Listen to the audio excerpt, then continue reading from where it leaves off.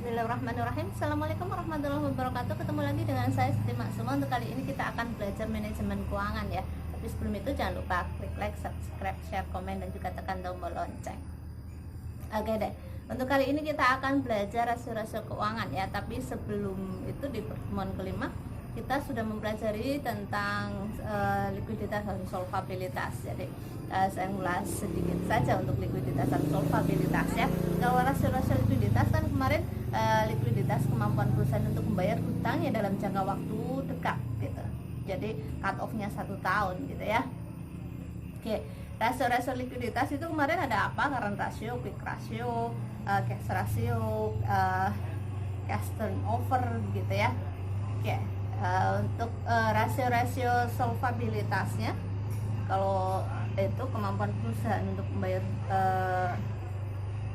membayar hutangnya secara keseluruhan ya, bukan jangka pendeknya saja gitu. Kalau rasio solvabilitas kemarin apa?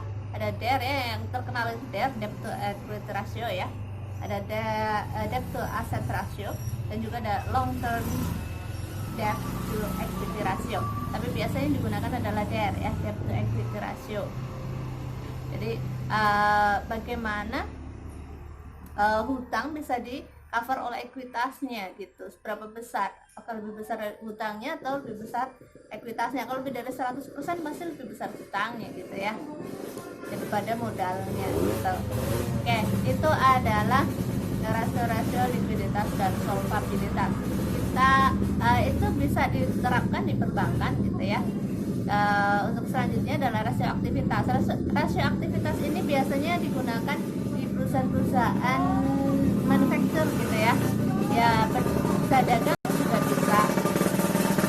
Ada kali ini background-nya lagi rame banget. Oke, tidak ramah lingkungan itu motornya. Oke. Untuk rasio aktivitas ini nanti kita akan menghitung penjualan kalau itu di perusahaan dagang dan manufaktur ya, karena usaha main usahanya usaha utamanya adalah jual beli gitu. Kalau usaha dagang, kalau manufaktur kan menjual produk gitu ya. Dari penjualan bagaimana itu dibagi dengan persediaan atau apa gitu. Nah, ini tergantung dari aktivitasnya. Rasio aktivitas ini digunakan untuk menghitung seberapa besar efektifnya, seberapa besar perputaran dari persediaan penjualannya gitu ya.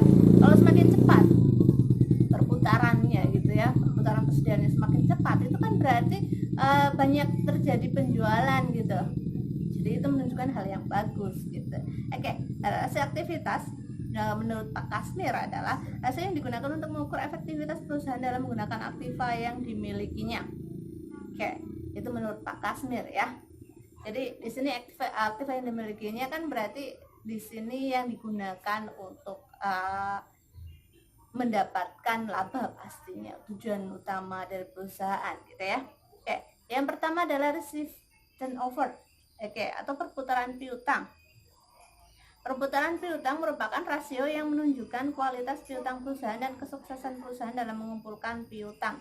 Di sini semakin besar kalau dilihat dari perputarannya semakin cepat gitu ya, maka akan quick ratio sama current ratio-nya juga akan bagus. Karena apa? Ya semakin cepat gitu perputarannya gitu. Rumusnya itu penjualan kredit dibagi dengan piutang kali 1 kali, itu maksudnya perputaran kan berarti berapa kali gitu ya.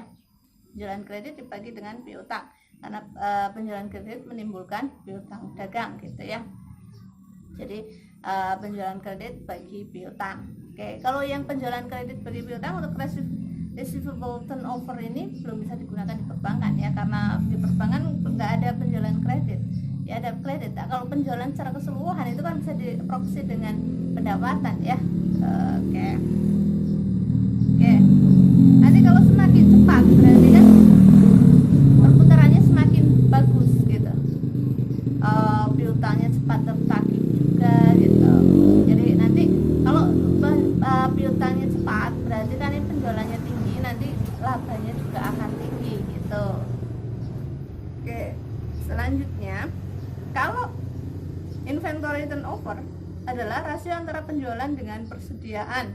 Rasio perputaran persediaan mengukur berapa kali persediaan perusahaan telah dijual selama periode tertentu. Kalau pasti cut off-nya 1 tahun misal gitu ya. Oke.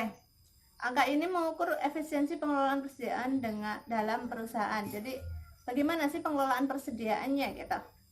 Jadi rumusnya adalah penjualan dibagi persediaan kali 1 kali. Jadi kalau 1 kali ini di sini kan menunjukkan nanti berapa kali perputarannya gitu ya. Oke. Jadi kalau semakin cepat penjualannya bagi dengan persediaan akan menandakan ya kalau di sini berapa kali persediaannya. Kalau misalkan perputaran persediaan tinggi menandakan semakin kecilnya persediaan dalam 1 tahun, dan ini menandakan efektivitas manajemen perusahaan.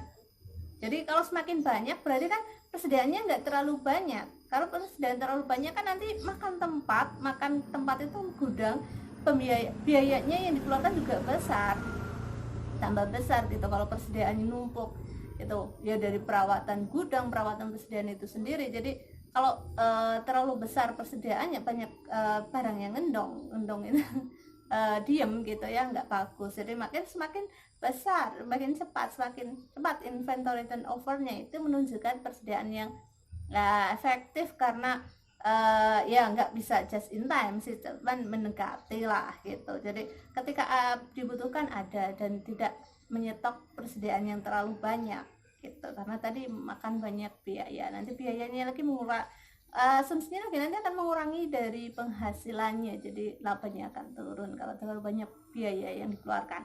Oke, itu untuk inventory turnover. Oke, kalau working capital turnover-nya, karena working capital berarti apa kemarin, hayo working capital di modal kerja, berarti kan aktif lancar dikurangi hutang lancar ya, kuncinya itu dari working capital. Jadi working capital turnover adalah rasio yang digunakan untuk menghitung berapa kali dana yang tertanam dalam modal kerja perusahaan dalam 1 tahun. Jadi berapa kali modal yang tertanam itu menurut Pak Agus ya, berapa kali modal yang tertanam dalam 1 tahun, menghitung berapa kali dana yang tertanam. Di sini dirumuskan dengan penjualan penjualan bersihnya dibagi dengan aktif lancar dikurangi hutang lancar, karena working capital ya, dikali 1 kali, karena perputaran jadi berapa kali gitu. Oke. Kalau diaplikasikan ke perbankan berarti ini penjualan, kalau penjualan bersih berarti bisa diaplikasikan ke pendapatan ya. Pendapatan dibagi dengan aktiva lancar dikurangi dengan hutang lancar. Jadi bisa working capital turnover-nya. Jadi di sini nanti perbankan juga bisa dihitung berapa kali gitu ya. Dana yang tertanam dalam modal kerja perusahaan dalam 1 tahun. Oke.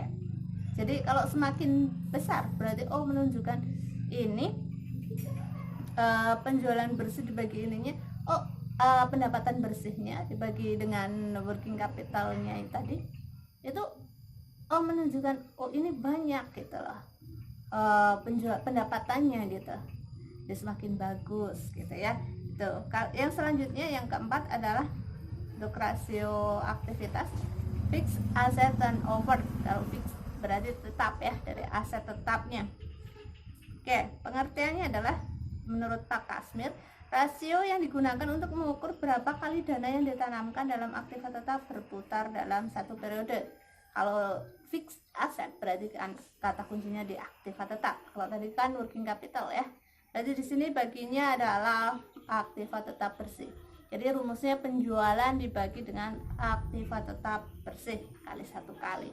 Jadi di perbankan pun bisa ya digunakan, karena bisa ngitung pendapatannya dan juga ada akun aktiva tetap bersih. Oke. Yang selanjutnya 5 adalah total asset turnover. Tadi cuma fixnya, aktiva tetapnya, sekarang ada total aset. Jadi tadi penjualan dibagi dengan total aktivanya kali 1 kali, karena ini perputaran gitu ya. Oke.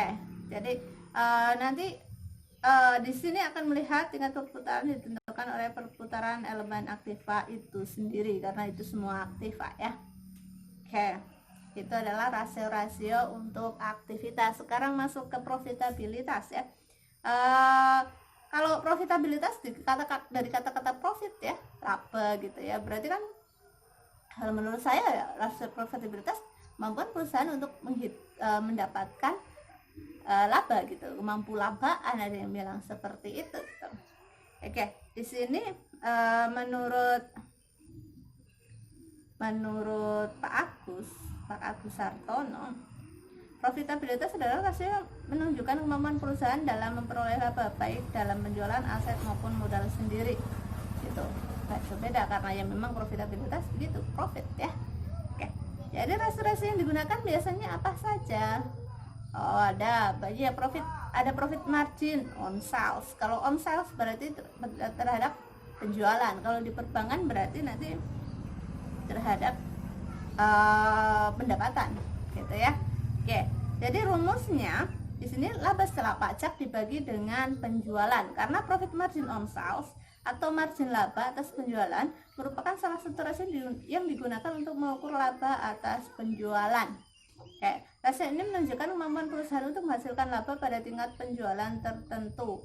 Oke, secara umum rasio rendah menunjukkan ketidakefisienan manajemen. Jadi kalau semakin tinggi berarti semakin efisien ya, karena laba setelah pajak dibagi dengan penjualan itu semakin tinggi, oh berarti nanti labanya semakin tinggi gitu, semakin efisien gitu. Biayanya menurun sih, kecil, jadi kan semakin efisien perusahaan itu dalam mengelolanya gitu ya. Oke, yang selanjutnya adalah return on investment. Ada juga yang bilang itu return on asset, karena untuk return on investment atau tingkat pengembalian atas investasi atas efektivitas dari keseluruhan operasional perusahaan, itu mengukur kemampuan perusahaan dengan keseluruhan dana yang ditanamkan dalam aktiva yang digunakan untuk operasi dalam rangka untuk menghasilkan laba. Itu menurut Pak Kuswadi. Oke, jadi kalau return on investment atau on asset, karena itu rumusnya adalah laba setelah pajak dibagi dengan total aktiva kali 100% kalau ini ya. Oke, jadi ada yang bilang return on asset, ada yang bilang return on investment, tapi memang lebih umum digunakan adalah return on asset. Jadi dibagi dengan total asetnya gitu ya. Ya, semakin tinggi semakin bagus dong. Berarti kan menunjukkan laba yang dihasilkan semakin tinggi dari aset perusahaannya yang digunakan dalam operasional perusahaan gitu ya. Oke. Yang selanjutnya yang ketiga adalah return on equity atau ROE ya. ROE di sini merupakan rasio untuk mengukur laba bersih sesudah pajak dengan modal sendiri. Rasio ini menunjukkan efektivitas dalam menggunakan modal sendiri. Semakin tinggi rasio ini, maka akan semakin baik. Dalam hal ini posisi pemilik perusahaan sangat kuat. Demikian pula sebaliknya, itu menurut Pak Kasmir gitu ya. Jadi kalau bilang return on equity, equity kan modal. Berarti kan laba setelah pajak dibagi dengan modal sendiri, itu rumusnya ya. Laba setelah pajak dibagi modal sendiri. Jadi kan kemampuan perusahaan menghasilkan laba itu dibagi dengan modal dari pemilik, karena itu ekuitas gitu. Oke, kalau semakin tinggi berarti kemampuan perusahaan atau pemilik perusahaan untuk menghasilkan laba itu semakin bagus gitu. Jadi kalau dibilang berapa yang dikatakan bagus, ya mending ya dapat laba aja, ROI-nya positif aja itu sudah bagus daripada ROI atau ROA yang negatif. Ada aja ROA dan ROE yang negatif. Kenapa? Ya karena rugi ya. Berarti karena rugi, karena minus jadi negatif. Jadi kalau ya baiknya ya semakin besar semakin baik, tapi minimalnya tidak rugi karena bisa break even gitu. Tapi kalau break even terus ya tujuan perusahaan belum tercapai karena belum laba, karena tujuan utama perusahaan adalah mencapai laba. Jadi semakin tinggi untuk rasio profitabilitasnya itu akan semakin baik, menunjukkan kemampuan perusahaan mendapatkan laba itu semakin tinggi gitu. Dan juga nanti nilai perusahaan akan naik. Oh, perusahaan bagus itu gitu, kinerjanya bagus, labanya tinggi, karena laba nanti akan ya akan dibagi dividen. Itu pembagian dividen berdasarkan laba perusahaan, laba setelah pajaknya nanti ditetapkan di RUPS ya. Jadi kalau kalian calon investor gitu mau membeli saham gitu ya, lihat di rasio profitabilitasnya. Kalau tinggi, kemungkinan mendapatkan dividennya itu semakin tinggi gitu daripada yang rugi. Kalau yang rugi ya gimana mau membagi dividen, mau untuk menutup operasional perusahaan yang bisa rugi gitu. Oke, jadi kalau mau investasi dalam perusahaan, jadi nanti pilih yang profitabilitasnya tinggi. Nah, kalau kalian sebagai manajer keuangan atau posisi bagian keuangan di sebuah perusahaan maupun bank ya, kalau ROI-nya tinggi, kalian bisa mendapatkan bonus yang besar gitu. Jadi itu akan membuat kalian bekerja lebih baik lagi gitu. Jadi kinerja kalian akan baik karena dapat bonus, dan semangat kan kalau dapat bonus besar berapa kali gaji gitu. Oh lumayan dong gitu. Kayak gitu. Jadi kenapa itu efeknya ke banyak hal, baik calon investor maupun pegawainya gitu. Oke, mungkin itu tambahan dari saya. Semoga bermanfaat, semoga ilmu kita barokah dan jadi jariah dunia akhirat. Kalau ada kesalahan saya minta maaf. Wabillahi taufiq wal hidayah. Wassalamualaikum warahmatullahi wabarakatuh.